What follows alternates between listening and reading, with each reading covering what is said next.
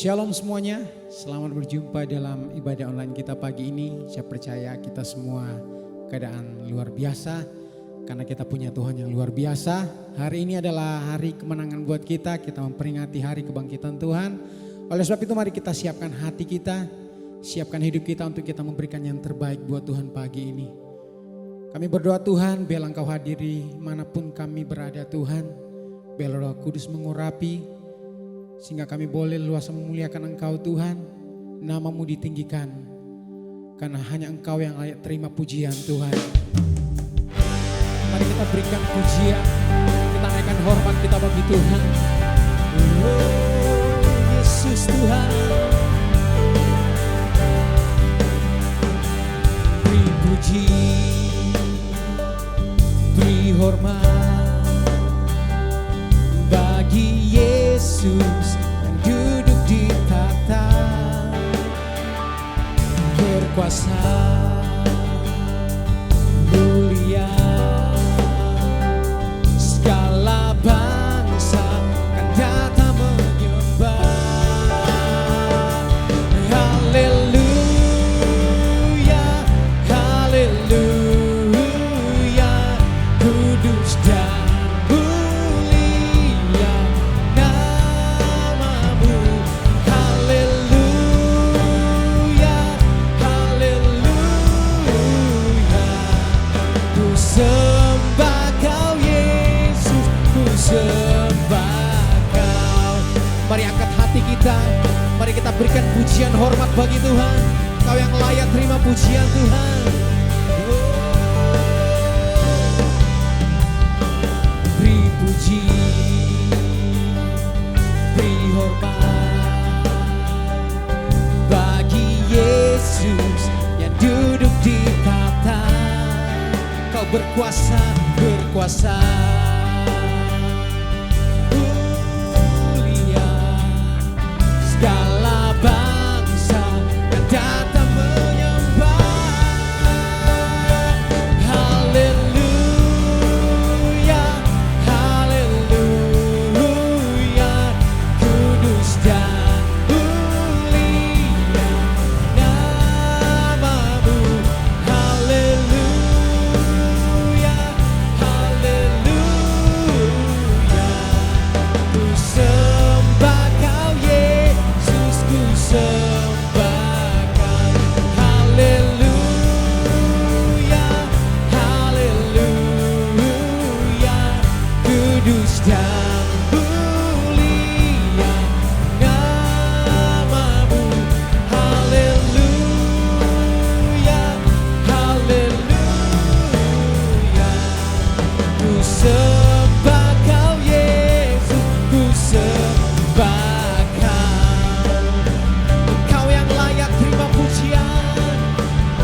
Oh, kami pujian Kau, kami sembah nama-Mu.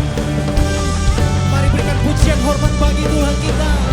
Kau dahsyat Tuhan.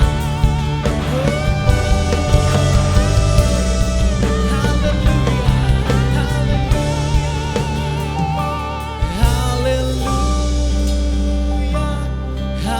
haleluya, kudus dan mulia nama-Mu. Haleluya, haleluya, ku sembah Kau Yesus, ku sembah Kau, ku sembah Kau Yesus, ku sembah Kau Yesus, ku sembah Kau Yesus, ku sembah Kau. Berikan pujian bagi Tuhan kita. Haleluya, Engkau Tuhan yang tak tertandingi. Mari kita bersorak bagi Tuhan pagi ini. Kita berikan pujian yang dahsyat bagi Tuhan kita. Come on, haleluya.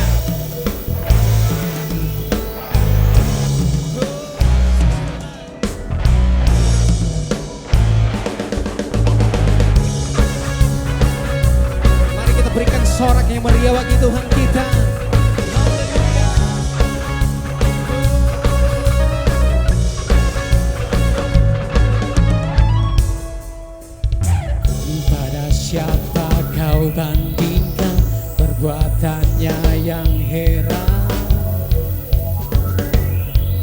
tak ada kerajaannya yang terbesar, tak akan tergoyahkan. Semua musuh gemetar mendengar namamu Tuhan, sorak kemenangan. Semuanya, come on. Sungguh tak tertandingi, tak ada yang setara denganmu. Hanya Yesus Tuhanlah yang terhebat, jauh melebihi dari penguasa di dunia. Kerajaanmu kekal.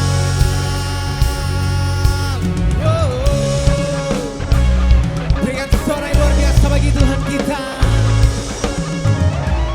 Pada siapa kau bandingkan perbuatannya yang heran? Katakan.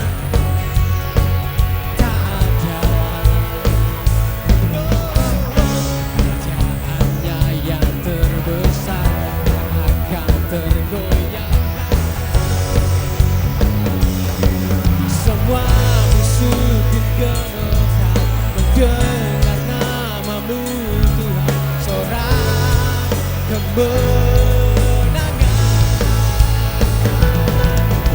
Sungguh tak tertandingi, tak ada yang setara denganmu. Hanya Yesus Tuhanlah yang terhebat, jauh melebihi dari penguasa di dunia. Kerajaanmu kekal. Oh, haleluya.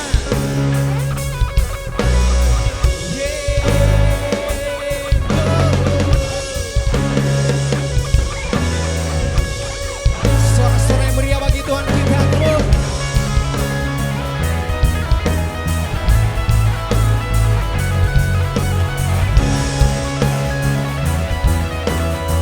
Mari sama-sama angkat pujian ini, katakan.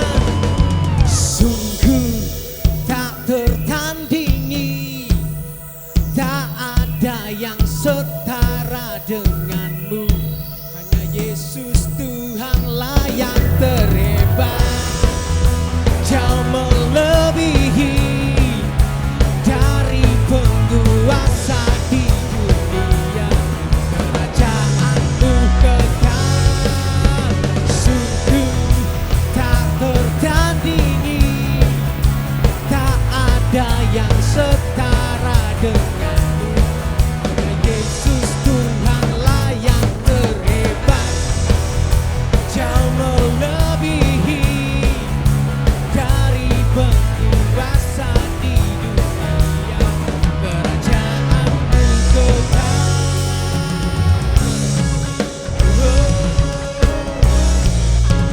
Yes, haleluya.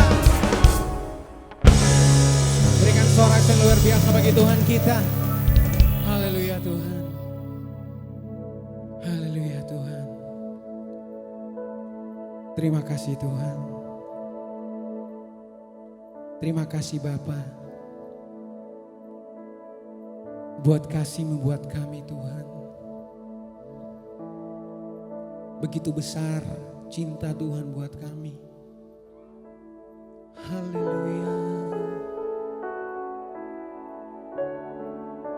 Thank you Lord. Haleluya Tuhan.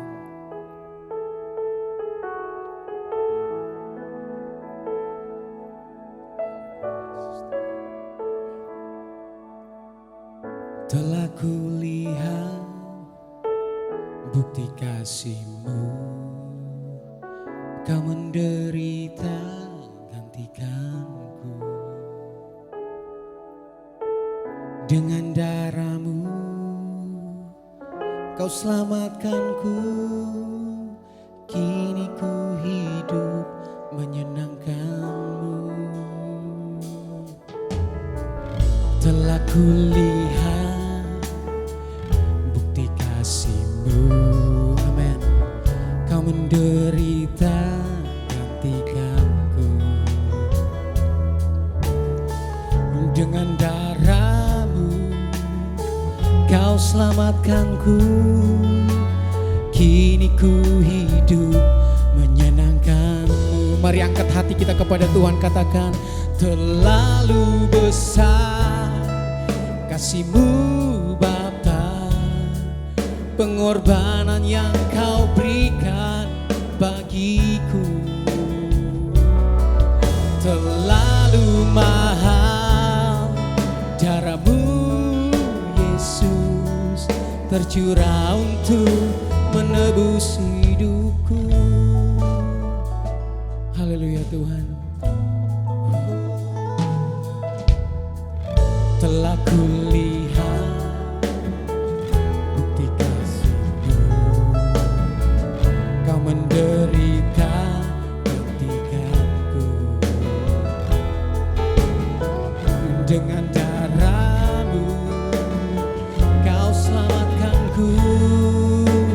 Kini ku hidup menyenangkan-Mu. Mari angkat tangan kita, katakan pujian ini. Terlalu besar kasih-Mu Bapa, pengorbanan yang Kau berikan bagiku. Terlalu mahal darah-Mu Yesus, tercurah untuk menebus hidupku. Terlalu besar, terlalu besar kasih-Mu Bapa, pengorbanan yang Kau berikan bagiku. Terlalu mahal darah-Mu Yesus, tercurah untuk menebus hidupku.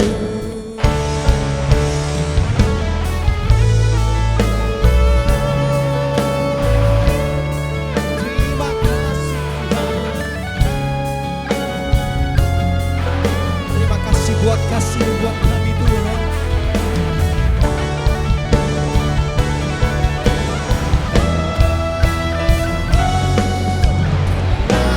Besar kasih-Mu Bapa, pengorbanan yang Kau berikan bagiku.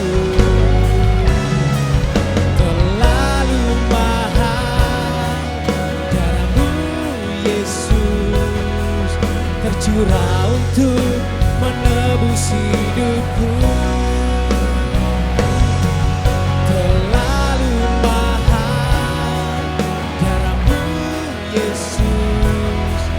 Tercurah untuk menebus hidupku. Oh Tuhan, terlalu besar kasih-Mu. Kami bersyukur buat kasih-Mu Tuhan. Terlalu mahal darah-Mu Yesus, Kau tebus hidup kami. Haleluya Tuhan. Terima kasih Tuhan. Kami bersyukur punya Tuhan. Kami bersyukur punya Bapa seperti Engkau Tuhan. Begitu besar kasih-Mu buat kami Tuhan. Begitu besar cinta-Mu buat kami Tuhan. Hari ini Tuhan, dari hati kami mau katakan terima kasih Tuhan. Terima kasih Bapa. Terima kasih Tuhan. Sebentar kami akan mendengarkan kebenaran firman-Mu Tuhan. Urapi hamba-Mu Tuhan, agar dia berkata-kata seturut dengan mau Tuhan dalam hidup kami. Sehingga firman-Mu mampu memberikan jalan keluar buat kami yang membutuhkan jalan keluar. Firman-Mu memberikan kekuatan buat kami yang lemah Tuhan. Bahkan firman-Mu mampu menegur kami ketika kami sudah jauh dari jalan-Mu Tuhan. Thank you Jesus. Kami siap, kami sambut pemerintahan firman-Mu hanya di dalam nama Tuhan Yesus. Haleluya. Amin.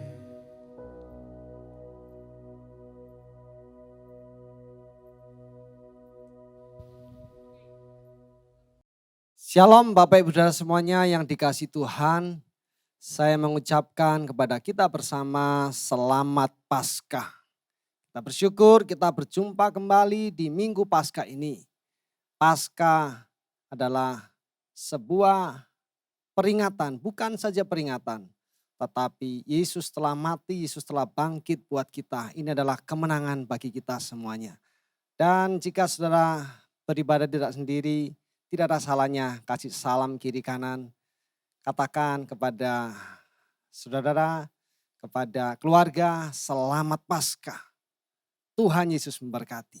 Puji Tuhan, di Minggu Paskah ini bersama-sama kita akan merenungkan firman Tuhan dengan tema sama dengan hari Jumat, karena ini tema kita sepanjang bulan ini, yaitu honoring God, menghormati Tuhan. Dan kita lihat ayat tema yang terambil di dalam 1 Petrus 1 ayat 17. Kita lihat bersama dan saya akan bacakan buat kita bersama. Demikian firman Tuhan. Dan jika kamu menyebutnya Bapa, yaitu Dia yang tanpa memandang muka menghakimi semua orang menurut perbuatannya, maka hendaklah kamu hidup dalam ketakutan selama kamu menumpang di dunia ini. Amin. Saudara, ayat ini menuliskan jika kamu menyebutnya, nyaur besar, yaitu Bapa. Kita menyebut Tuhan kita sebagai Bapa. Dikatakan di kalimat terakhir, maka hendaklah kamu hidup dalam ketakutan selama kamu menumpang di dunia ini.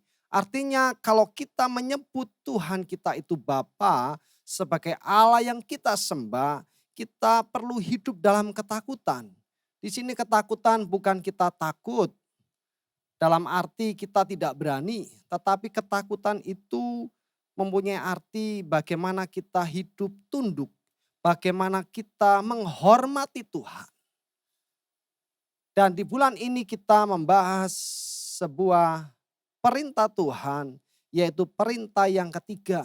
Di dalam Keluaran 20 ayat 7 yang mengatakan jangan menyebut nama Tuhan Allahmu dengan sembarangan. Sebab Tuhan akan memandang bersalah orang yang menyebut namanya dengan sembarangan. Terjemahan lain mengatakan jangan menyebut nama Jehovah Tuhanmu dengan tidak hormat. Jadi perintah ini berkenaan dengan menghormati Tuhan. Honoring God, bagaimana kita sebagai umatnya dikatakan menghormati Tuhan. Kalau kita memperhatikan kata hormat, katakanlah kepada orang lain. Kata hormat ini biasanya dimulai dengan sebuah respect. Sesuatu yang dikatakan oleh sebagai kata respect. Kata hormat seringkali digunakan bersama-sama dengan kata respect ini. Karena ini sangat berkaitan. Kenapa saudara? Hormat ini adalah sebuah manifestasi. Sebuah dampak yang kita tunjukkan secara lahiriah dari respect itu. Dengan kata lain, respect ini menunjukkan kepada cara kita memandang orang lain. Kalau kita respect kepada seseorang itu, maka perlakuan kita kepada seseorang itu kita akan hormat. Jadi tidak sekonyong-konyong hormat, oh hormat. Tetapi dimulai dari dalam dulu. Ada respect yang timbul dalam diri kita, kemudian implementasinya kita memperlakukan orang tersebut dengan hormat. Nah, berbicara tentang menghormati Tuhan, itu tidak ubahnya seperti itu. Kita tidak bisa sekonyong-konyong menghormati Tuhan kalau kita tidak respect dulu kepada Tuhan. Dan ini adalah sebuah perintah yang ketiga. Kita harus menghormati Tuhan.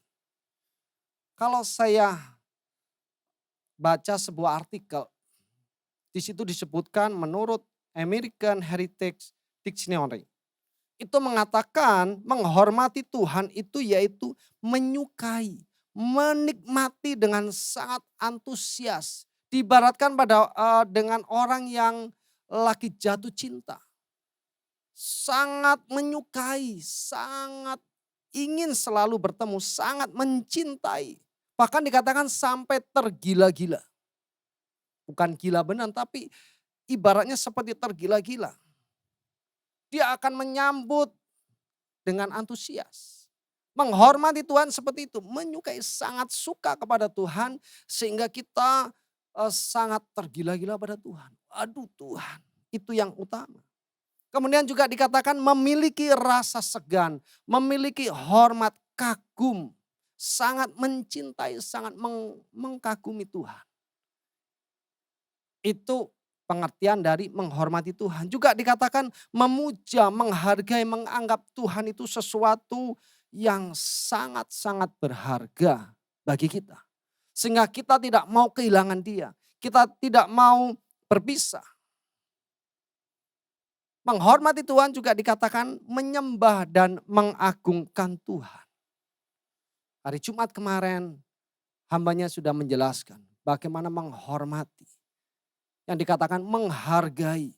Ada harga yang luar biasa dari Tuhan yang kita berikan kepada Tuhan. Sehingga kita selalu berusaha memprioritaskan Tuhan. Nah sekarang pertanyaan, apakah Tuhan itu menginginkan untuk kita menghormati dia? Saya temukan dalam Ibrani 12 ayat 28 mengatakan demikian. Jadi karena kita menerima kerajaan yang tidak terguncangkan, marilah kita mengucap syukur dan beribadah kepada Allah menurut cara yang berkenan kepadanya dengan hormat dan takut. Dengan cara hormat dan takut.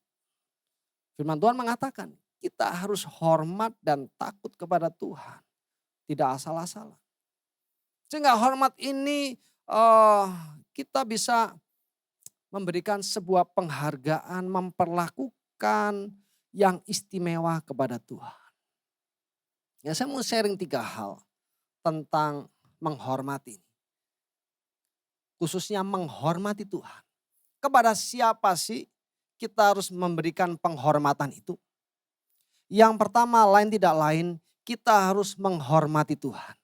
Dengan jelas firman-Nya di dalam Amsal 3 ayat 9 mengatakan demikian. Muliakanlah Tuhan dengan hartamu dan dengan hasil pertama dari segala penghasilanmu. Dikatakan muliakanlah Tuhan. Di sini terjemahan mengatakan hormatilah Tuhan. Kita harus menghormati, menghargai, meninggikan Tuhan dari siapapun juga, dari apapun juga. Kita dianggap tidak menghormati Tuhan jika ada sesuatu atau seseorang yang kita hargai melebihi dari Tuhan. Saya ulang, kita tidak dikatakan, kita dikatakan tidak menghormati Tuhan apabila ada sesuatu atau seseorang yang kita hargai melebihi dari Tuhan. Jadi Tuhan harus kita tempatkan yang utama. Penghormatan kepada manusia itu tidak bisa menggantikan penghormatan kita kepada Tuhan. Kalau dengan demikian maka kita dikatakan memberhalakan sesuatu. Jadi ini adalah perintah Tuhan, perintah yang perlu kita lakukan, kita perhatikan bersama. Tuhan sendiri katakan demikian dalam 1 Samuel 2 ayat 30 bagian yang terakhir. Katakan demikian, sebab siapa yang menghormati aku akan kuhormati.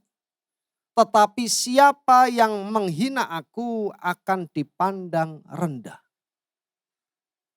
Kita tidak saja diminta untuk menghormati Tuhan, tetapi Tuhan katakan siapa yang menghormati aku akan kuhormati. Tetapi siapa yang menghina aku dikatakan apa? Akan dipandang rendah. Kalau dipandang rendah berarti tidak akan dihargai oleh Tuhan. Sehingga kita perlu menghormati Tuhan dengan cara taat melakukan firman-Nya. Tetapi saudara, di dalam praktek kehidupan seringkali kita melihat ada orang-orang yang menurut kita tidak menghormati Tuhan. Tentu banyak di sekeliling kita mungkin. Orang-orang di luar rumah. Kita berharap orang-orang di dalam rumah kita semua menghormati Tuhan. Tetapi seringkali kita lihat orang-orang di luar sana. Ada banyak orang yang tidak menghormati Tuhan. Hidupnya dengan seenaknya. Tuhan dianggap rendah, bahkan dianggap tidak ada. Tetapi apa saudara? Tetapi kita lihat hidupnya aman-aman saja. Hidupnya enak-enak saja. Hidupnya baik-baik saja. Bahkan hidupnya lebih makmur. Hidupnya kita lihat lebih enak. Hidupnya lebih sejahtera. Kemudian pertanyaan yang muncul dalam diri kita. Terus buat apa saya menghormati Tuhan? Buat apa saya harus menghormati Tuhan yang seperti Tuhan berikan? Perintahkan kepada kita. Ayat tadi katakan, sebab siapa menghormati aku akan kuhormati. Tetapi siapa yang menghina aku akan dipandang rendah. Buktinya banyak orang yang tidak menghargai Tuhan. Banyak orang yang hidup seenaknya menganggap Tuhan tidak ada, melecehkan Tuhan. Tetapi hidupnya tidak saja baik-baik saja. Tetapi hidupnya lebih baik, lebih enak, lebih makmur, sehat-sehat. Saudara, satu prinsip yang harus kita pegang. Apa itu?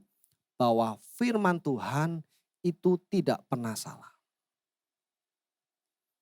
Kalau kita lihat di dalam Maleakhi 3, kurang lebih sama yang seperti kita pikirkan itu. Maleakhi 3 ayat 13 mulai berkata demikian. Bicaramu kurang ajar terhadap akunya huruf besar, firman Tuhan. Tetapi kamu berkata, apakah kami bicarakan di antara kami tentang engkau? Kamu berkata adalah sia-sia beribadah kepada Allah. Apakah untungnya kita memelihara apa yang harus dilakukan terhadapnya? Dan berjalan dengan pakaian berkabung di hadapan Tuhan semesta alam. Oleh sebab itu kita ini menyebut berbahagia orang-orang yang gegabah. Bukan saja mujur orang-orang yang berbuat fasik itu.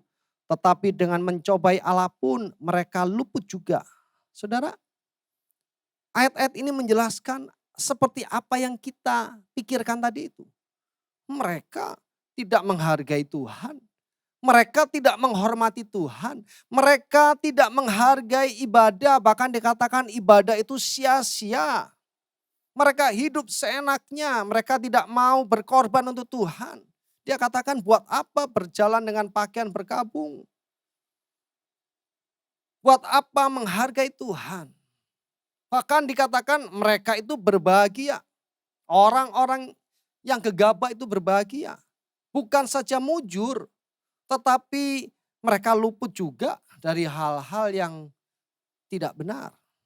Terlihat enak. Terlihat hidupnya enak, saudara. Tetapi kalau kita baca ayat berikutnya, ayat yang ke-16 berkata demikian, beginilah berbicara satu sama lain orang-orang yang takut akan Tuhan. Tuhan memperhatikan dan mendengarnya. Sebuah kitab peringatan ditulis di hadapannya bagi orang-orang yang takut akan Tuhan dan bagi orang-orang yang menghormati namanya. 17. Mereka akan menjadi milik kesayanganku sendiri, firman Tuhan semesta alam. Pada hari yang kusiapkan, aku akan mengasihani mereka sama seperti seseorang menyayangi anaknya yang melayani dia. Maka, ayat 18, maka kamu akan melihat kembali perbedaan antara orang benar dan orang fasik. Antara orang yang beribadah kepada Allah dan orang yang tidak beribadah kepadanya. Amin saudara. Ayat ini menjelaskan, menunjukkan bahwa Allah itu selalu membedakan. Allah bisa mengetahui mana yang benar dan mana yang salah. Allah bisa menilai mana orang yang beribadah kepada Allah dengan sungguh-sungguh. Dan orang yang tidak beribadah kepada Tuhan. Mana orang yang menghormati Tuhan. Dan mana orang yang hidup seenaknya. tidak mau menghormati Tuhan.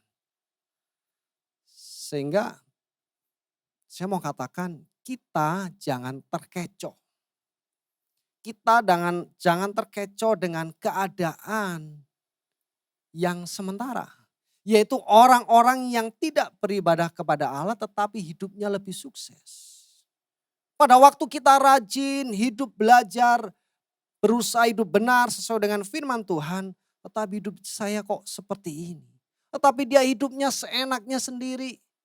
Melecehkan firman Tuhan tetapi hidupnya enak. Kita jangan terkecoh dengan hal-hal yang seperti itu. Bahkan Daud sendiri mengibaratkan, ya aku tahu sekarang orang fasik itu gemuk untuk sementara.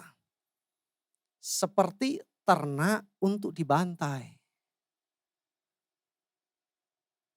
Jadi kita jangan terkecoh saudara. Saudara tahu, saya teringat ada makanan daging wagyu. Ya. Kalau ada steak wagyu, itu katanya, saya nggak pernah lihat, tetapi saya punya teman yang punya usaha itu, katanya ini dagingnya istimewa. Karena apa? Dia dari sapi yang pilihan, sapinya pilihan. Di samping sapinya pilihan, makanannya pilihan. Dia minumnya makan yang baik-baik. Minumnya katanya dikasih wine segala. Kemudian dipijit, wah supaya enak. Begitu gemuk, begitu dagingnya oke, tiba-tiba langsung dibantai saudara. Makanya jadi enak. Nah Daud katakan seperti itu. Orang fasik gemuk untuk sementara. Seperti ternak untuk dibantai. Bahkan ada Mazmur yang terkenal, Mazmur Asaf, Mazmur Fatsal yang ke-73. Kita baca juga ya, Mazmur 73 ayat 12 mengatakan demikian.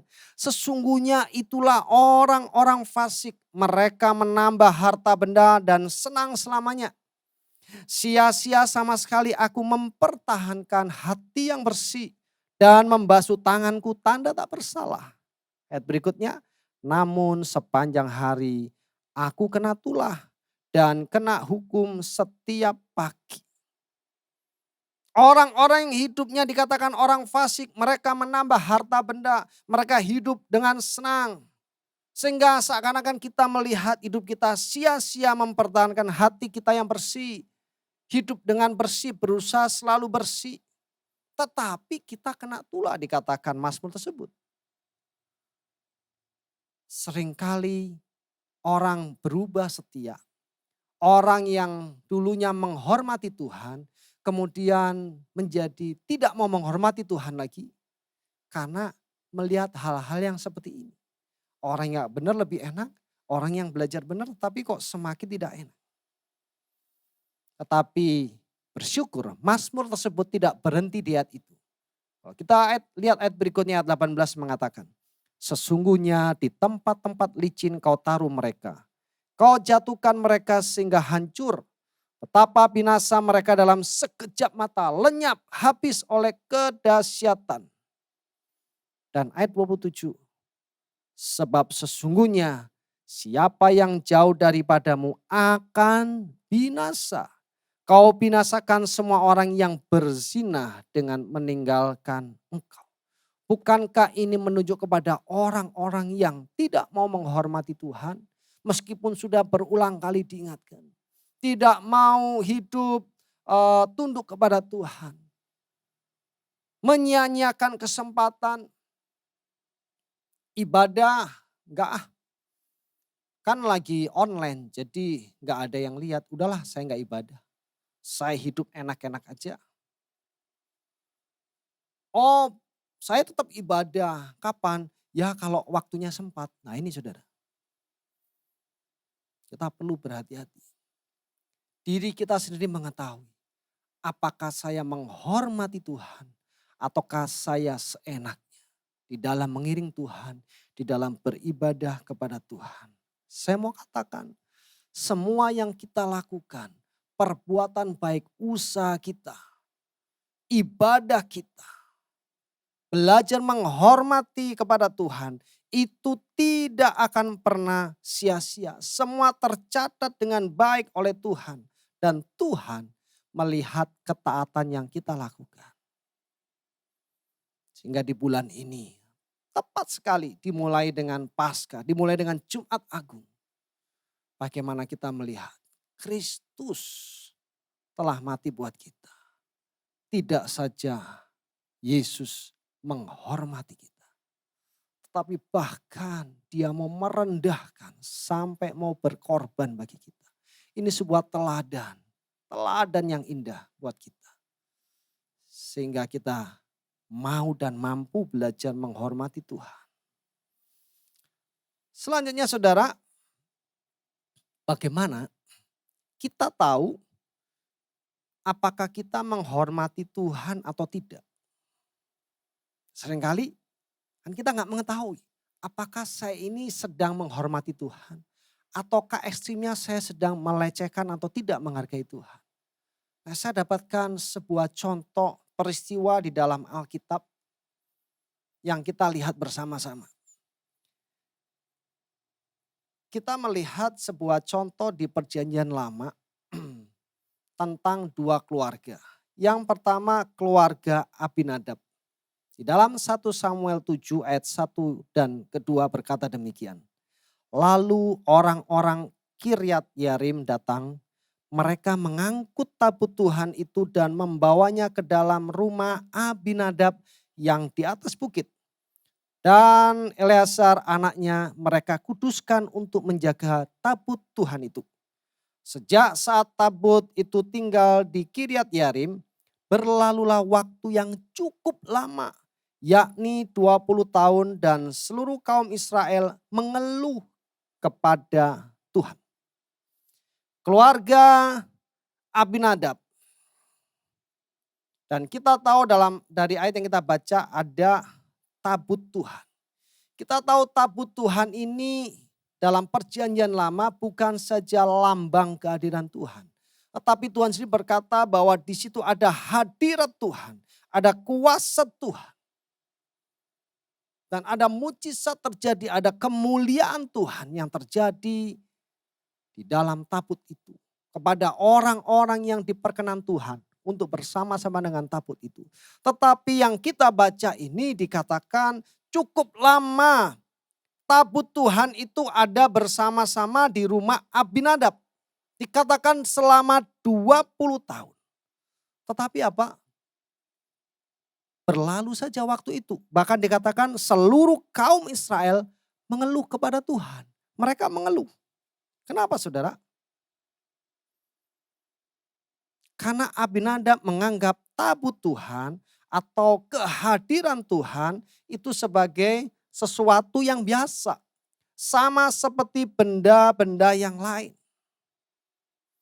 Pada waktu kita beribadah kepada Tuhan, pada waktu kita menganggap itu sesuatu yang biasa dan kita tidak memberikan perhatian yang khusus, kita tidak menaruh hormat yang khusus kepada Tuhan, maka ibadah itu juga akan sia-sia sama seperti Abinadab.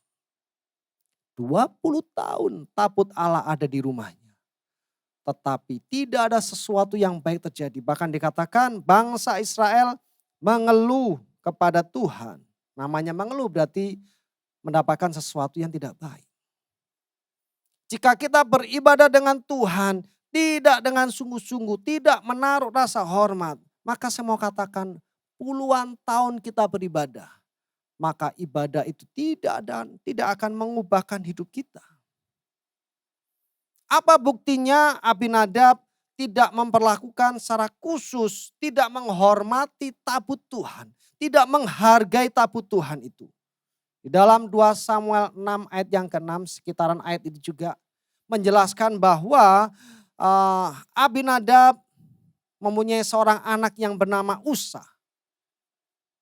Dia menjamah tabut Tuhan, padahal sudah ada ketentuan yang boleh menjamah tabut Tuhan itu adalah para imam. Jadi Abinadab tidak mengajarkan yang baik, tidak memperlakukan secara khusus tabut Tuhan itu, tidak menghargai, tidak menghormati. Apa yang terjadi? Maka Tuhan marah dan Tuhan membinasakan Usa. Dan di sini kita melihat di dalam hadirat Tuhan ternyata ada penghukuman Tuhan. Di dalam hadirat Tuhan tidak saja ada kemuliaan Tuhan.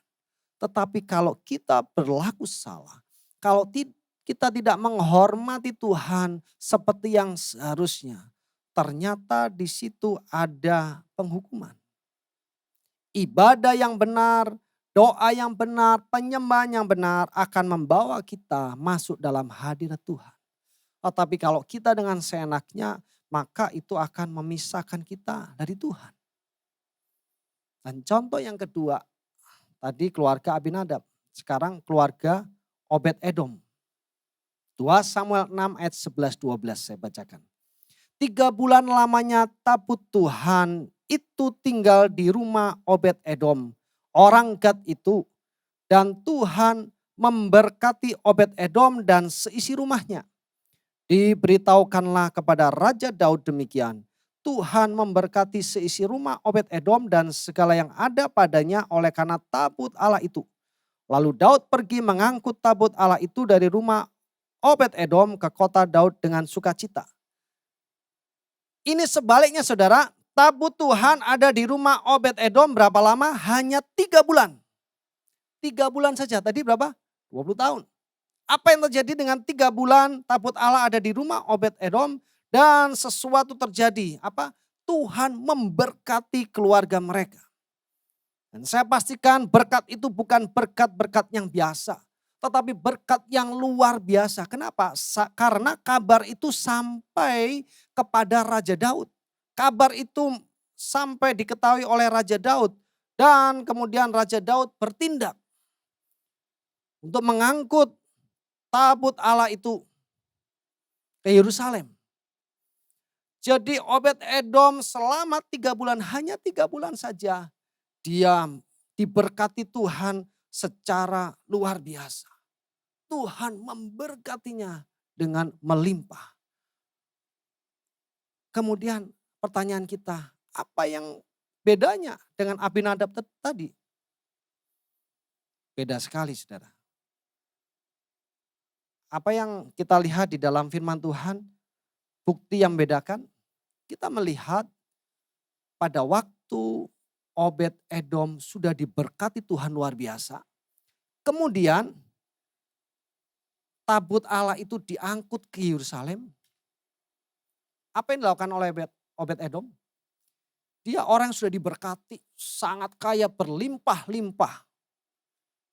Sangat gampang sekali dia enak-enak aja, saya sudah diberkati. Dia tinggal di Kiryat Yearim. Ia tinggal di tempat yang luar biasa diberkati, sangat nyaman. Tetapi apa saudara, pada waktu tabut Allah dipindah ke Yerusalem, ia memilih meninggalkan tempatnya yang nyaman. Ia memilih meninggalkan berkat-berkat yang Tuhan sudah limpahkan bagi hidupnya. Dia memilih apa? Dia memilih mau ikut ke Yerusalem. Ngapain di sana? Jadi orang penting? Tidak. Kalau sudah baca di rumah 1 Tawarik 15, cukup banyak ayatnya. Di sana diceritakan Obed-Edom dia ke Yerusalem, ia menjadi penunggu kemah Allah. Di mana tabut Allah itu ada di dalamnya. Ini menunjukkan apa saudara? Bagaimana Obed-Edom sangat rindu selalu di dalam hadirat Tuhan. Ia sangat rindu dekat di mana Tuhan berhadirat. Dia tidak mencari berkatnya Tuhan. Tetapi dia mencari Tuhan. Menunjukkan bahwa selama tabut Allah ada di rumahnya, dia sangat bersuka cita. Dia menikmati hadirat Tuhan. Dia memberikan penghormatan yang luar biasa kepada Tuhan. Sehingga Tuhan memberkati dia. Bagaimana dengan kita saudara? Apakah selama ini kita mengikuti Tuhan? Kita mencari berkatnya Tuhan. Sehingga pada waktu kita sudah sungguh-sungguh kemudian Tuhan memberkati. Kita mulai lupakan Tuhan dan kita terpaut dengan berkatnya Tuhan. Pelajaran buat saya dan saudara saat ini. Di hari Minggu Paskah yang luar biasa ini. Kristus telah mati buat kita. Dia rela meninggalkan kenyamanannya untuk menyelamatkan kita. Apakah kita tetap berpaut kepada Kristus atau kita hanya mencari berkat-Nya? Kalau kita mencari berkat-Nya, sekali waktu kita akan kehilangan Tuhan. Tetapi kita boleh belajar dari tokoh yang bernama Obed-Edom. Bagaimana dia terus mencari hadirat Tuhan. Bagaimana dia menghormati Tuhan. Sehingga hidupnya terus berkenan kepada Tuhan. Dan Tuhan terus memberkati dia. Sehingga saya mau katakan kepada kita. Kalau hari-hari ini kita dalam keadaan. Ya gimana saya gak bisa ibadah. Saya ibadah di rumah cuman gini-gini aja. Saya tidak bisa. Saudara. Menghadapi keadaan seperti itu. Apa yang harus kita lakukan? Kita bisa diam aja, ya sudah seperti ini. Tetapi kita bisa melakukan yang lain. Kita terus berusaha, Tuhan aku rindu. Tuhan aku rindu dekat dengan Engkau.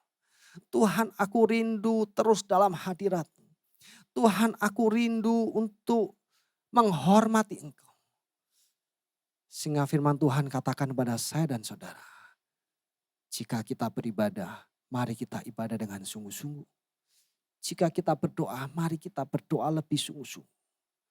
Jika kita menyembah Tuhan, mari kita menyembah Tuhan dengan lebih sungguh-sungguh. Jangan asal-asalan. Dan jika kita memuji Tuhan, mari kita memuji Tuhan dengan sungguh-sungguh. Dan saudara, cerita tentang Obed-Edom tidak berhenti di situ. Apa yang Tuhan berikan tidak saja bagi dia. Kalau kita lihat dalam 1 Tawarik 26 itu dijelaskan ada banyak sekali anak dari Obed-Edom. Ada cucunya dikatakan ada 62 orang jumlahnya. Dan ternyata 62 orang ini bukan 62 orang yang biasa. Dikatakan anak-anak dan cucu dari Obed-Edom ini memegang pemerintahan. Dikatakan mereka mempunyai wilayah kekuasaan yang besar. Dan sebab mereka ini adalah dikatakan pahlawan-pahlawan yang gagah perkasa. Orang-orang yang sangat dihormati. Orang-orang yang cakap dalam pekerjaannya. Orang-orang yang sukses. Dari Obed-Edom menghormati Tuhan. Berkat tidak saja atas dirinya. Tetapi Tuhan berikan kepada keturunnya. Kepada anak-anaknya, kepada cucu-cucunya. Mari kita belajar menghormati Tuhan. Yang kedua, selain menghormati Tuhan, kita perlu menghormati sesama. Hari Jumat kemarin, Pastor Josie Carol sudah menjelaskan bagaimana kita menghormati sesama. Diambil contoh dengan menghargai waktu. Dan dikatakan di dalam firman Tuhan, semua manusia ini adalah ciptaan Tuhan. Diciptakan sesuai gambar dan rupanya Tuhan. Dan dikatakan dalam 1 Petrus 2 ayat 17, hormatilah semua orang. Sehingga kita perlu menghormati semua orang. Siapa? Ya semua. Termasuk mungkin orang-orang yang Tuhan berikan kepada kita untuk di bawah otoritas kita. Kita belajar menghormati semua orang. Tuhan Yesus memberikan sebuah perumpamaan tentang orang Samaria yang baik hati. Bukan saja orang Samaria itu menolong bangsanya, tetapi bangsa lain bahkan bangsa musuhnya. Melihat orang butuh bantuan, maka Tuhan memberikan perumpamaan untuk bisa menolong, menghargai. Saya teringat contoh beberapa hal yang waktu 2-3 bulan ini kami lakukan. Saya cerita lagi tentang bantuan dari pemerintah. Kami diberikan tanggung jawab untuk menyalurkan kepada semua gereja. Singkat cerita ada sebuah gereja yang datang. Istri seorang hamba Tuhan datang dengan marah-marah saudara. Saya sudah bentuk tim, ada tim mulai dari depan sampai ke dalam. Kalau ada problem, ada tim solusi. Kalau solusi tidak bisa, baru kepada kami beberapa yang akan bantu. Nah, aturan sudah dibuat, sudah ada persyaratan dan sebagainya. Ibu ini datang dengan marah-marah. Mungkin karena marah-marah langsung ditujukan kepada saya, saudara. Artinya oleh tim langsung dibawa kepada saya yang harusnya ke tim solusi. Akhirnya saya ajak tim solusi untuk bersama-sama. Dia datang marah-marah. Waktu dia marah-marah saya agak malu, saudara. Karena pada waktu itu ada sekitar hampir 100 orang yang kita layani. Kemudian saya suruh duduk, saya ambilkan minum. Dia masih marah-marah. Kemudian saya mencoba apa sih yang kira-kira membuat dia tenang. Saya langsung sampaikan, ibu jangan khawatir. Ini bantuan pasti ibu terima. Saya bisa jamin, saya sampaikan itu dulu. Karena tujuan saya supaya dia tenang. Meskipun menurut saya ini sudah ada aturan, dia melanggar aturan, tidak dilayani pun juga tidak salah. Nah akhirnya saya tanya, mulailah dia mereda, bahkan sampai menangis. Kami ada 2-3 orang yang melayani dia. Akhirnya, iya Pak, ini suami saya sakit, tidak bisa mengambil bantuan bagaimana. Ternyata setelah saya cek dia ini datang tidak di jamnya, dia salah. Persyaratnya tidak dilengkapi. Kemudian dia ingin pokoknya harus dapat begitu. Nah, itu kan tidak bisa seperti itu karena berkaitan dengan bank juga. Akhirnya saya sampaikan, udah ibu percayakan kepada kita akan bantu carikan solusi. Paling tidak nanti setelah bapak sehat bisa diambil. Wah dia masih emosi sampai di video call ke suaminya saya sampaikan kepada suaminya, Pak bapak tenang kita bantu bapak dan ibu. Selesai, udah pulang. Saya pikir udah cukup karena dia sudah pulang, sudah selesaikan masalahnya. Tetapi pada waktu malam saya terngiang terus tentang peristiwa itu. Sepertinya saya didorong, kamu harus bantu itu. Kalau ngurus yang lain gampang. Ini you harus bantu. Upayakan bagaimana. Singkat cerita, saya malam itu memikirkan pagi dapat hikmat. Akhirnya saya telepon ibu itu, Bu, ibu bisa lakukan ini enggak? Ini, saya akan bantu. Dan akhirnya puji Tuhan, ibu ini bisa mendapat bantuan. Dan boleh berapa waktu yang lalu dapat info suaminya sudah dipanggil pulang Tuhan dan dia bersyukur, terima kasih Pak. Kami sudah mendapat bantuan bisa untuk ini. Dan kami bersyukur sekali. Meskipun menurut kami ini ibu yang bawel dan sebagainya. Tetapi Tuhan mengajarkan untuk belajar menghargai orang lain. Dan saya sangat senang sekali bisa diberikan kesempatan hal itu.